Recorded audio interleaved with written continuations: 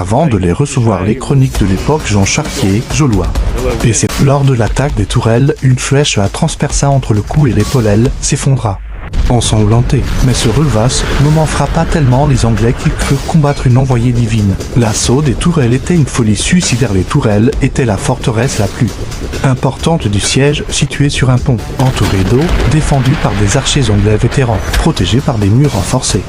Conçu pour transformer toute attaque frontalement massacrée, les généraux français refusaient d'attaquer. Jeanne imposa l'offensive, même blessée, et devint la première à hisser son étendard sur la muraille. Ce fut l'instant précis où le moral anglais s'effondra. La victoire de Jeanne transforma la carte politique de l'Europe. Après Orléans, la France regagna des territoires perdus. Les alliés bourguignons commencèrent à rompre leurs accords. Le couronnement de Charles VII devint inévitable. L'Angleterre ne retrouva jamais l'initiative stratégique. Beaucoup d'historiens disent Orléans n'a pas seulement sauvé une ville, elle a sauvé un pays. En un sens, Jeanne d'Arc changea l'histoire de l'Europe. À seulement 17 ans.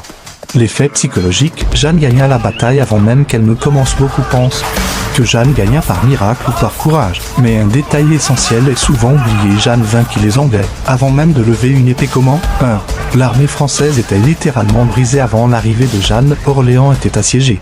Depuis 6 mois, la morale était anéantie.